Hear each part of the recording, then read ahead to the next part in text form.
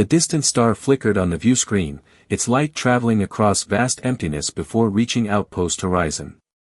Communications specialist Talia Reed watched it pulse, the rhythm almost matching her heartbeat as she adjusted the long-range scanner array.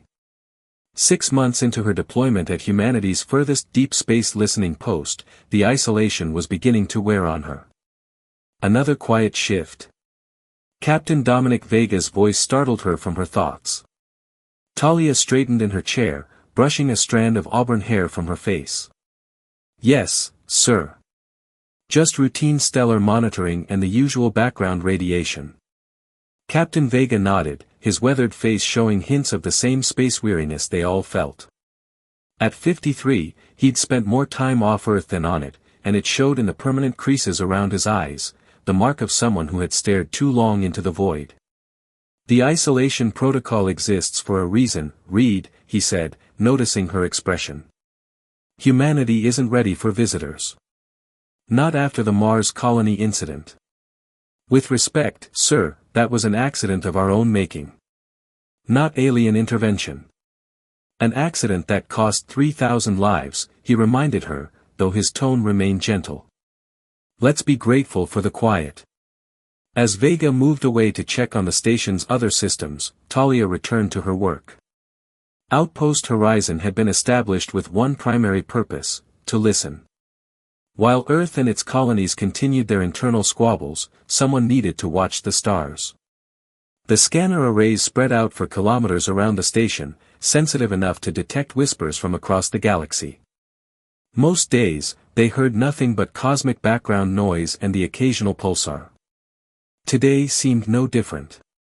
Until it wasn't. The alert came as a soft chime, almost indistinguishable from the station's ambient sounds. Talia might have missed it if she hadn't been adjusting the frequency bands at that exact moment. "Captain," she called, her voice carefully controlled despite the adrenaline suddenly coursing through her system. "I'm picking up something structured." Vega was at her side in seconds, his expression shifting from casual interest to intense focus. "Natural phenomenon?" "Negative," Talia said, her fingers flying across the interface. "The pattern repeats with variations." It's a signal, sir." The captain leaned closer, staring at the waveform display. "Origin?" "Calculating now." Talia triangulated the source, her heart racing. "It's coming from just beyond the Kuiper belt." "Captain, whatever's sending this is approaching our solar system." Within minutes, the command center had transformed from routine calm to controlled urgency. Security Chief Elias Frost arrived with his perpetual scowl, his imposing frame filling the doorway before he stepped through. His dark eyes assessed the situation with military precision. "Protocol dictates we alert Earth Command immediately," he stated, directing his words to Captain Vega. "And start a panic?" "Not yet," Vega replied. "Reed, what can you tell us about the signal?" Talia had been running it through the station's analytical programs. "It's definitely artificial. The sequence has mathematical properties that couldn't occur naturally. It's elegant. Almost like music with its own internal logic." "Or a weapon," Frost interjected. "A signal designed to infiltrate our systems." "Our firewalls would detect that," Talia countered. "This is different. I think it's an introduction." Science Officer Nadia Sorensen joined them, her expression alight with scientific curiosity. "First contact protocols were established for a reason," she said. "We should attempt communication." "Absolutely not," Frost objected. "We have no idea what we're dealing with." "Which is precisely why we need to learn more," Nadia argued. "This could be the most significant moment in human history." The debate continued, voices rising with tension and excitement, until Vega raised his hand for silence. "Reed," he said quietly. "You're our communications expert. What's your assessment?" Talia felt the weight of her specialized training, years spent studying theoretical xenolinguistics and communication patterns. She'd never expected to actually use it. The signal contains repeated elements that suggest it's designed for first contact, she explained. There are mathematical sequences that could serve as a universal language, prime numbers, atomic structures, simple geometric concepts. Whoever sent this wants to be understood. Or wants us to think that, Frost muttered. I recommend we respond with similar mathematical principles, Talia continued. Nothing that reveals our location or defensive capabilities, just enough to establish basic communication. After a long moment, Vega nodded. Prepare a response. Minimal information, just as you suggested. Frost, put the station on elevated alert status, but discreetly. I don't want panic. Sorensen, prepare your team for potential first contact protocols. As the others dispersed to their duties, Talia began crafting humanity's first deliberate message to an alien intelligence. The responsibility weighed heavily on her shoulders. Each symbol she included might be misinterpreted, each omission might cause offense. 3 hours later, after careful consultation with both Vega and Sorensen, she sent the response. The waiting that followed was excruciating. The reply came faster than any of them had anticipated, only 40 minutes later. They're close, Frost observed grimly. Too close for comfort. The new signal was more complex, containing what appeared to be visual data. When Talia processed it through the station's systems, a collective gasp filled the command center. The image showed a vessel unlike anything humans had designed. Organic curves blended with crystalline structures, all pulsing with an internal luminescence. And alongside it, simple astronomical markers indicating its approach trajectory. They're coming here, Vega said quietly. To Outpost Horizon specifically. They tracked our signal's origin point, Frost said, jaw tight. I warned you about responding. No, look at the timing, Talia pointed out. They were already heading here before we responded. They must have detected the station weeks ago. Nadia leaned closer to examine the image. The design suggests a civilization far beyond our technological level. Those structures couldn't be manufactured using any method we know. Which makes them incredibly dangerous, Frost insisted. Or valuable allies, Nadia countered. As the debate intensified, Talia continued analyzing the incoming data, which now streamed constantly. Hidden within the signal was something extraordinary, patterns that seemed to map brain-wave frequencies, suggesting not just communication but connection. Captain, she interrupted. There's more. I think they're trying to establish some kind of direct communication method, possibly telepathic or neural. They're sending us a framework. Vega's expression darkened. Mind control? No, Talia said firmly. It's more like a translation matrix. A way to bridge the gap between completely different species. More data arrived, and with it, a message that needed no translation. The alien vessel, which they now knew called itself a Noctari seed ship, was fleeing from something. The rudimentary images depicted destruction on a cosmic scale, entire star systems going dark. They're refugees, Talia realized aloud. They're running from something that destroys worlds. The command center fell silent as the implications sank in. If these aliens were telling the truth, offering sanctuary might bring an apocalyptic threat to humanity's doorstep. Refusing help to a desperate species wasn't just a moral failing, it might mean losing access to technology that could advance human civilization by centuries. We need to inform Earth Command now, Frost insisted. And tell them what? Vega asked. That potential allies or invaders are coming, and by the way, they might be followed by something that eats stars. We'd cause a system-wide panic. Then what do you propose? Frost demanded. Vega turned to Talia. How long until they arrive? At their current velocity, 36 hours. The captain straightened, decision made. Then we have 36 hours to prepare. Read, continue communications, learn everything you can. Sorensen, analyze their technology from the data they're sending. Frost, discrete defense preparations only. As the others moved to execute their orders, Talia remained at her console, staring at the incoming signal. Something in the pattern resonated with her, almost as if the message had been specifically designed for human neurology, for her neurology. The Noctari weren't just approaching Outpost Horizon. They were reaching out directly to her mind, and she didn't know whether to be terrified or exhilarated. What she did know was that in 36 hours, humanity would never be the same again. The burden of first contact rested on her shoulders, and she could only hope she was strong enough to bear it. The Noctari vessel appeared like a dream manifested in reality, a structure that seemed to both absorb and emit light simultaneously. Its massive form hung in space several kilometers from Outpost Horizon, pulsing with colors that shifted between deep indigo and vibrant teal. "It's beautiful," Talia whispered, unable to tear her eyes from the main view screen. "Beauty can be deadly," Elias Frost remarked from his security station, where weapon systems remained on standby. "Venomous creatures on Earth often display the most striking colors." The past 36 hours had been relentless.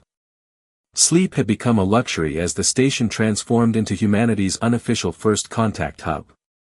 Earth Command had been notified but, miraculously, had authorized Captain Vega to handle the situation rather than sending military vessels that might provoke the visitors. "Translation algorithms are at 87% confidence," Talia reported, adjusting her neural interface prototype. The device, hastily constructed from medical sensors and communications equipment, rested against her temple, its cool metal surface a constant reminder of what she was about to attempt. Dr. Nadia Sorensen checked the medical monitors attached to Talia's other arm. "Your neural patterns are stable, but I still don't like this. We have no way of knowing what connecting directly to an alien consciousness might do to your brain." "The Noctari have shared their complete neural mapping," Talia countered. "The risks are minimal compared to the potential benefits." Captain Vega stood nearby, arms crossed as he studied both women. "Final decision is yours, Reed. No one would blame you for backing out." Talia met his gaze steadily. "With respect, sir, this is exactly what I've spent my career preparing for. I'm ready." The truth was more complex.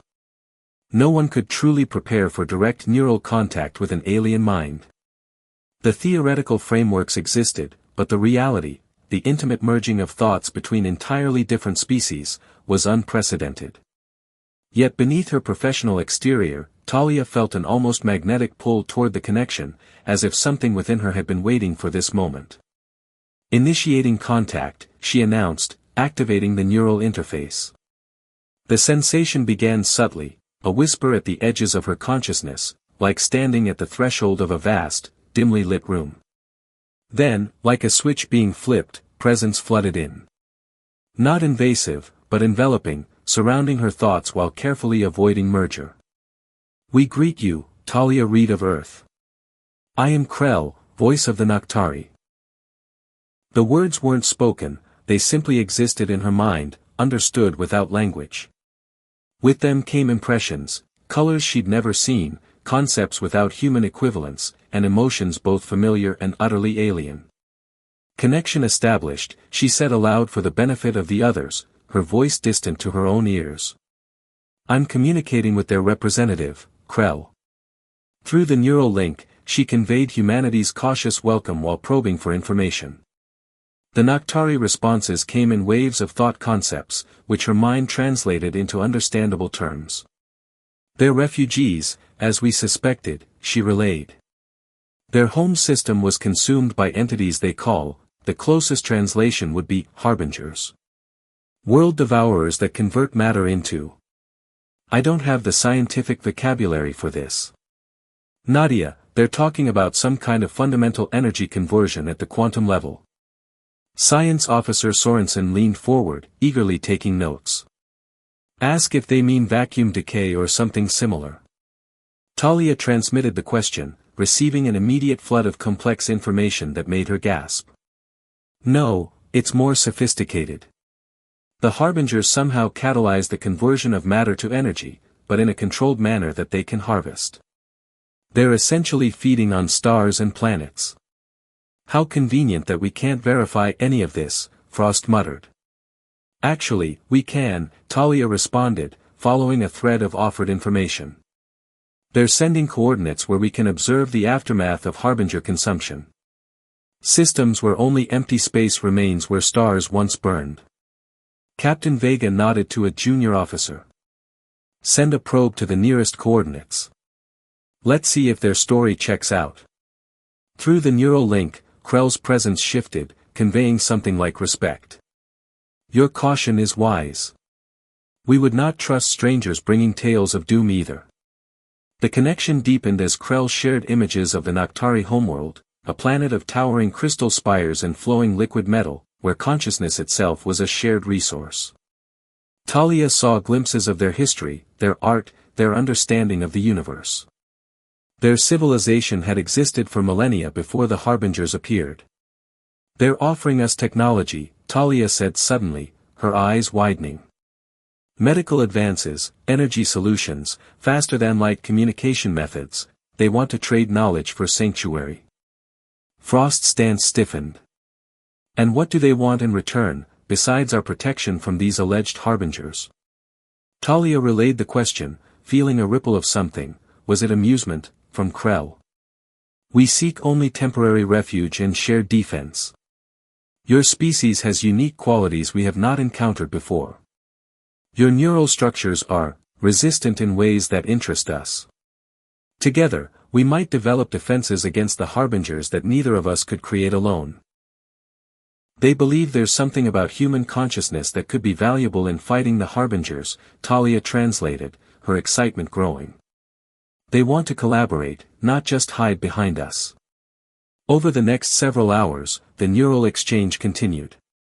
Talia felt herself growing more accustomed to the alien presence in her mind, the initial disorientation giving way to a rhythmic flow of information.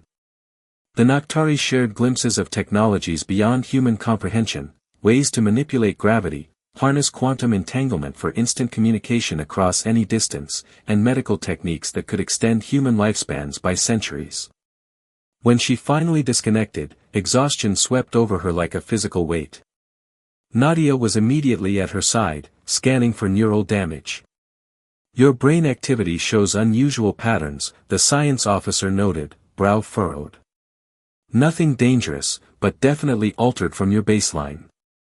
I feel fine, Talia insisted, though fine didn't begin to describe the experience. Her mind felt expanded, as if neural pathways previously dormant had been awakened. The information they've shared could revolutionize everything, medicine, communication, energy production. Captain Vega helped her to her feet.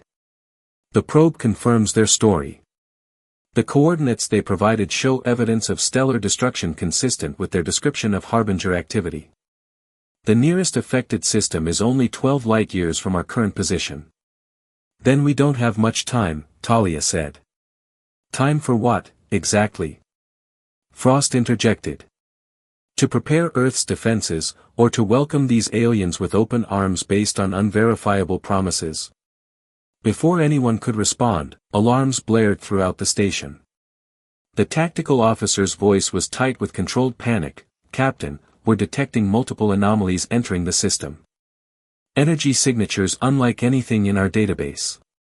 On the view screen, space itself seemed to ripple as dark shapes emerged from what appeared to be tears in reality, vessels of impossible geometry, absorbing rather than reflecting light. They have found us sooner than expected, Krell's voice whispered in Talia's mind, despite the neural link being disconnected. The Harbingers come. How is this possible? She whispered, touching her temple where the interface had been. The connection is inactive. What are you talking about? Nadia asked sharply. Before Talia could explain, Captain Vega took command. Battle stations. All non-essential personnel to emergency shelters. Frost, defensive protocols. As the command center erupted into controlled chaos, Talia felt a chill run through her. Something wasn't right. The timing was too convenient, the threat appearing just as they were beginning to trust the Noctari. Captain, she said quietly, moving to Vega's side. I can still hear Krell in my mind without the interface. His eyes narrowed. That wasn't part of the technology exchange. No, it wasn't, she agreed. And I'm not sure it was accidental. Across the command center, Elias Frost was coordinating defense preparations when he suddenly froze, staring at his console with naked suspicion. He beckoned Vega over with a sharp gesture. Sir, the Noctari vessel is emitting some kind of field. It's subtle, but our sensors are detecting neural frequency radiation directed at the station. Meaning what, precisely? Vega demanded. Meaning, Frost said grimly, that our guests may be attempting to influence us. Psychically. Talia felt her blood run cold. Had the connection with Krell been genuine, or had she been manipulated from the start? She recalled the feeling of resonance, how the alien signals had seemed specifically calibrated to her brain patterns. We need to speak with the Noctari directly, she decided. Not through neural interfaces or signals, but face to face. Captain Vega considered this for a long moment before nodding. Arrange a physical meeting in the diplomatic chamber. Maximum security protocols. Frost, you'll accompany Reed. As preparations for the meeting began, Talia noticed her hands were trembling slightly. The initial euphoria of contact had been replaced by doubt, yet she couldn't shake the feeling that there was more to this situation than simple deception. The glimpses she'd seen of Noctari culture through Krell's mind had felt authentic, their fear of the Harbingers had tasted real. The diplomatic chamber was Outpost Horizon's largest space, designed for eventual first contact scenarios that most of the crew had considered theoretical. Now, as atmosphere was adjusted to accommodate the Noctari physiology, theory became reality. When the alien delegation entered, Talia's breath caught in her throat. Krell's physical form was nothing like the impressions shared through the neural link.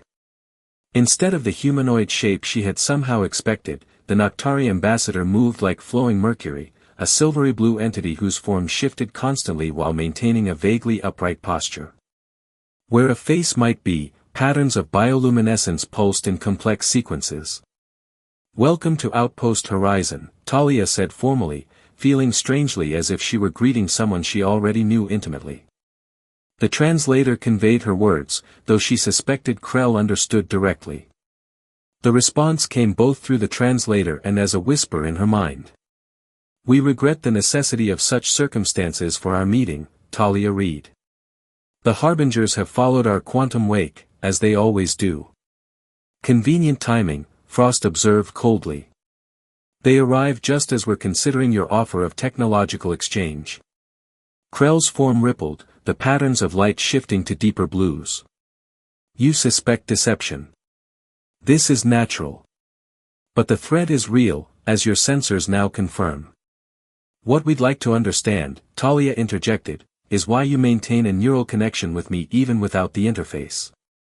The alien's lights pulsed rapidly, conveying something that might have been surprise, or the simulation of it. Your neural architecture is uniquely compatible with our communication methods.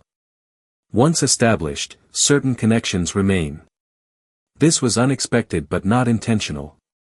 And the neural frequency radiation your ship is emitting toward our station? Frost challenged. A defensive measure against Harbinger detection, Krell responded smoothly. It creates a field that masks conscious thought from their sensors. We extended it to protect your station as well. The explanation sounded plausible, but Talia noted that Krell had not offered to deactivate the field. She also noticed something else, a subtle pressure at the edges of her consciousness, as if something were trying to guide her thoughts in a particular direction. I think, she said carefully, that we should postpone any technology exchange until after the immediate threat is addressed. For now, let's focus on defensive strategies. She felt rather than saw Krell's reaction, a flicker of something almost like disappointment, quickly masked. As you wish. Though time may be limited. As the meeting continued, Talia found herself caught between contradictory instincts. Every logical analysis suggested caution, yet some deeper part of her yearned to trust the Noctari, to embrace the connection that had formed between their minds. When she finally returned to her quarters hours later, she found Nadia waiting for her, expression grave. I've been analyzing the data from your neural scans, the science officer said without preamble. Talia, the Noctari technology didn't just facilitate communication, it changed you. Changed me how? Talia asked, though part of her already knew the answer. Your brain is forming new neural pathways, connections that didn't exist before. Nadia's voice held a mixture of scientific fascination and concern. It's as if your mind is being upgraded, for lack of a better term. The question is, upgraded for what purpose? Before Talia could respond, Elias Frost appeared at her doorway, his expression darker than she'd ever seen it. Reed, Sorensen, he said grimly. I've found something in the Noctari transmission data. Something they didn't want us to see. He handed Talia a data pad containing fragmented images extracted from the background of the Noctari communications, impressions of planets not being consumed by the Harbingers, but being systematically harvested by the Noctari themselves. They're not running from predators, Frost said quietly. They're running from justice. As the implications sank in, Talia felt Krell's presence stirring in her mind again, stronger this time, watching, listening through her own senses. The bridge between worlds had been built, but now she had to wonder what might be crossing it, and in which direction. They've infected you with something, Reed. Elias Frost's voice was low and urgent as he paced the confines of Talia's quarters. These neural changes aren't natural evolution, they're deliberate manipulation. Talia sat on the edge of her bed, Nadia's medical scanner humming as it passed over her temples. The evidence Frost had uncovered, fragmented images of Noctari vessels harvesting rather than fleeing, had shaken her confidence, but something still didn't add up. If they're the predators, then who are the Harbingers? She asked, wincing as a spike of pain lanced through her skull. These headaches had been increasing in frequency since the neural connection with Krell. Perhaps both species are threats, Captain Vega suggested from where he stood by the door. Two apex predators competing for the same resources. Nadia frowned at the scanner readings. The neural pathways forming in your brain are following a specific pattern. It's almost like they're creating receiver structures. For what? Talia asked, though she feared she already knew the answer. For deeper influence, Frost stated flatly. They establish connection through the interface, then maintain it through biological changes. Classic infiltration strategy. Talia wanted to argue, but the persistent whisper of Krell's consciousness at the edges of her mind was becoming harder to ignore. Sometimes when she closed her eyes, she saw flashes of memories that weren't her own, crystalline cities and vast knowledge repositories, but also scenes of systematic planetary exploitation. We need to sever this connection, Vega decided. Doctor, can you reverse these neural changes? Nadia hesitated. Not without risk. The new pathways have integrated with her existing neural structure. Removing them could cause significant damage. So I'm stuck with an alien hitchhiker in my brain. Talia's attempt at humor fell flat even to her own ears. Not necessarily, Nadia said thoughtfully. We might be able to modify the neural interface to block the connection rather than facilitate it. As they discussed possibilities, the station's alert system activated again, not the blaring alarm of immediate danger, but the steady pulse that indicated an approaching situation. Vega's communicator chirped. Captain, the Harbinger vessels are moving into standard orbit around Neptune. They're maintaining position but have deployed smaller craft that appear to be scanning the system. They're looking for the Noctari, Frost observed. Or for us, Talia countered. We still don't know their true intentions. Captain Vega straightened. I want a full staff meeting in 20 minutes. All section heads, including our Noctari guest. It's time we got some straight answers. As the others filed out, Talia remained seated, fighting another wave of disorientation.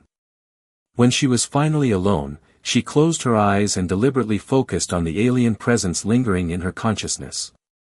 Krell, she projected, uncertain if communication worked both ways. I know you can hear me.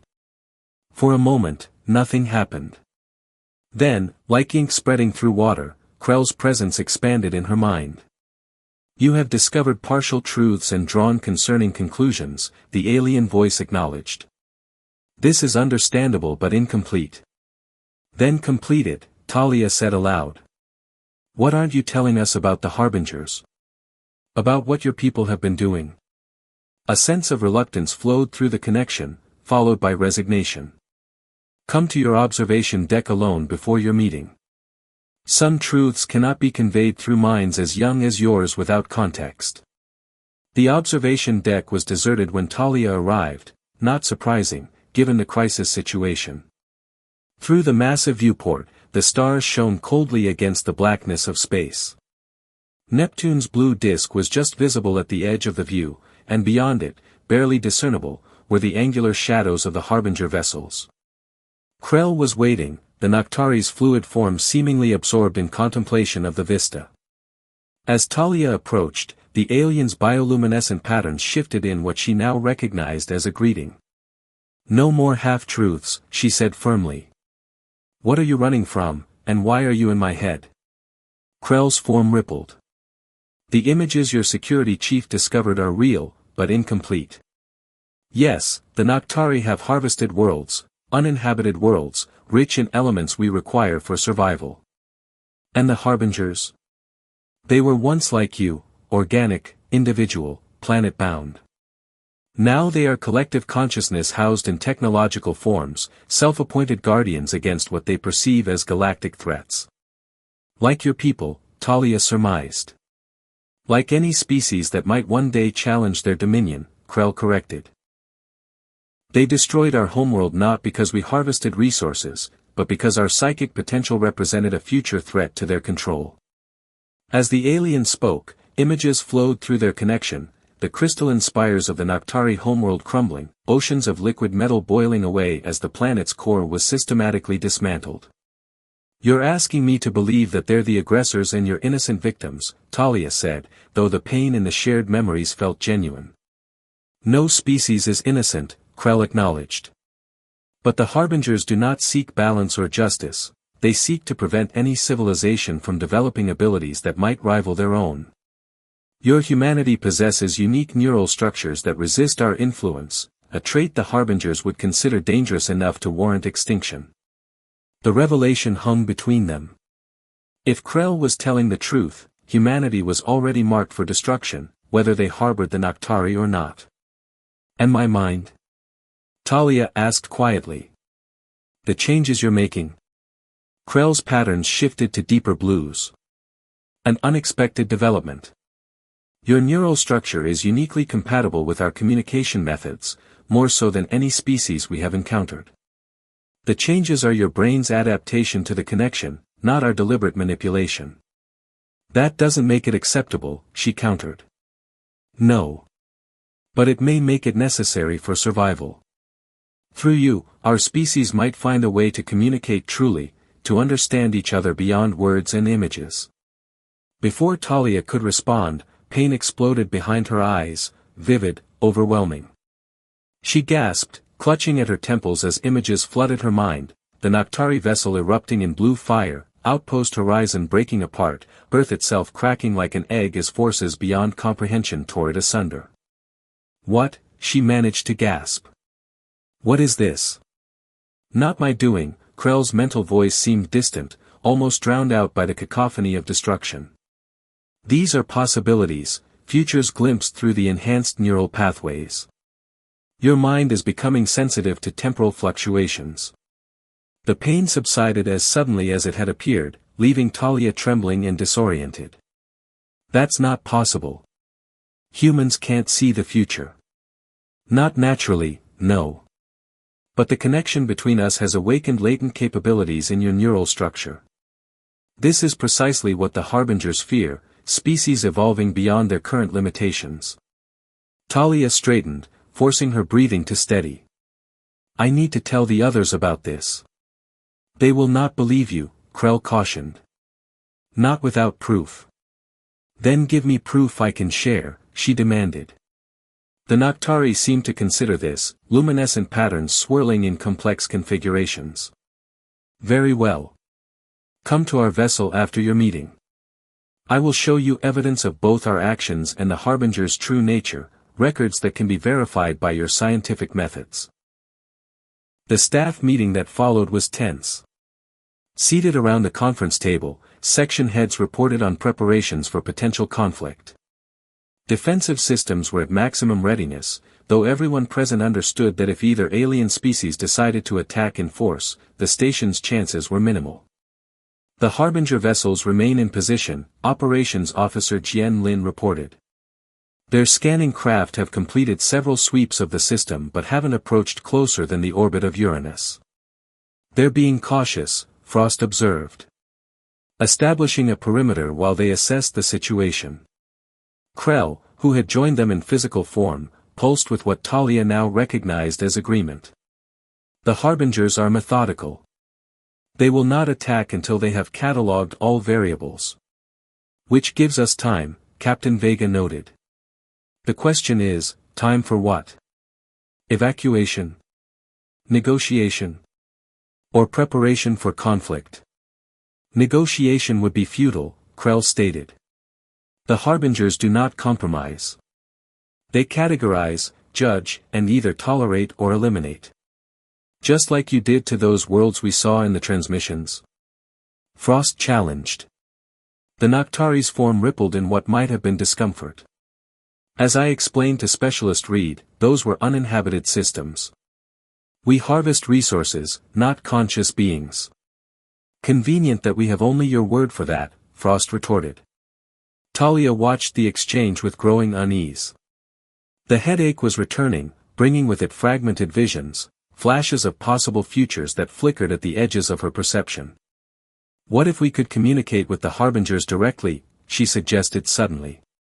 If they're as logical as Krell suggests, perhaps we could convince them that humanity poses no threat. Impossible, Krell interjected quickly. Their consciousness exists in forms incompatible with organic neural structures. Yet somehow you managed to establish connection with me, Talia pointed out.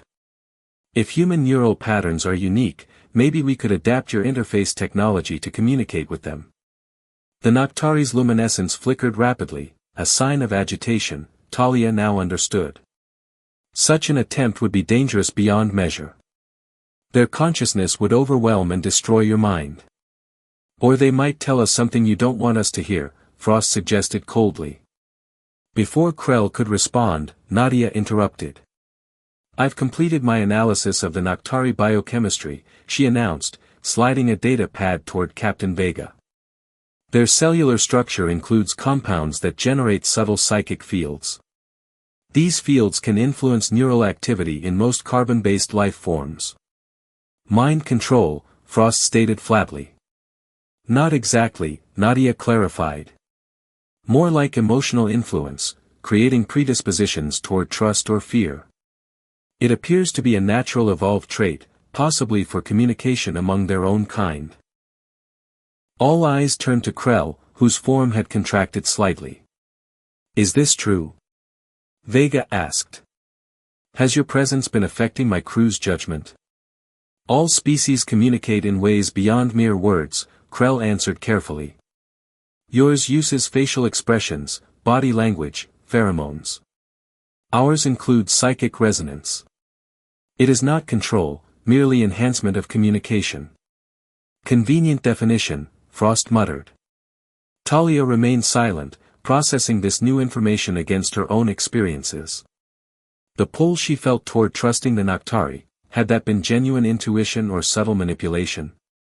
Yet the visions she was experiencing couldn't be explained by simple influence. Something more profound was happening to her mind. Captain, she said finally, I recommend we investigate both species further before committing to any course of action. Krell has offered to provide evidence of their conflict with the Harbingers, records that can be independently verified. And how do we verify anything when we've just learned they can influence our perceptions? Frost demanded. The neural blockers we've been developing might provide protection, Nadia suggested. We could modify them to shield against the specific frequencies the Noctari emit. Captain Vega considered this for a long moment. Specialist Reed, you and Chief Frost will accompany Krell to the Noctari vessel.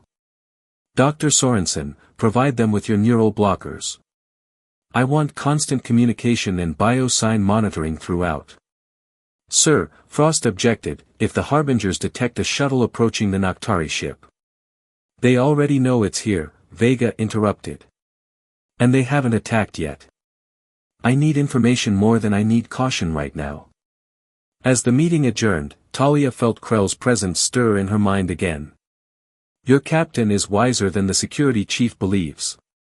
But there is still much you do not understand about what is happening to you, about what you are becoming. And what is that? Talia projected back, testing the connection. A bridge, came the cryptic reply. Not just between our species, but between realities. Your visions are not merely of possible futures, but glimpses into parallel timelines, futures that exist simultaneously. The concept was so alien that Talia's mind struggled to comprehend it. That's not possible. For humans alone, no. But connected to us, your unique neural structure enables perceptions beyond normal dimensional constraints. This is why the Harbingers will destroy you if they discover this potential, not because you threaten them now, but because you might eventually transcend their understanding. Before she could process this revelation, a sharp pain lanced through her head again, bringing another vision, this one more vivid than before. She saw herself standing between Krell and a Harbinger entity, their consciousness flowing through her like a conduit. And in that moment of connection, understanding bloomed. Terrible, beautiful understanding of both species' true nature. As the vision faded, Talia found herself leaning against the wall, gasping for breath. Nearby, Elias Frost watched her with narrowed eyes. Something's happening to you, he stated, not a question but an observation. Something beyond what they're admitting. Talia straightened, meeting his gaze steadily. Yes. And I think it may be the key to resolving this crisis, if we can understand it in time. Or it could be exactly what the Noctari want, Frost countered. A human weapon they can use against their enemies. Either way, Talia said quietly, we're about to find out. As they prepared for the mission to the Noctari vessel, Talia couldn't shake the feeling that she was walking a razor's edge between revelation and catastrophe. The changes in her mind were accelerating, bringing not just visions but a growing sense of connection to something vast and incomprehensible, a consciousness that existed beyond the boundaries of conventional space and time. The question that haunted her wasn't whether the Noctari or Harbingers were telling the truth. It was whether humanity was ready for the truth at all.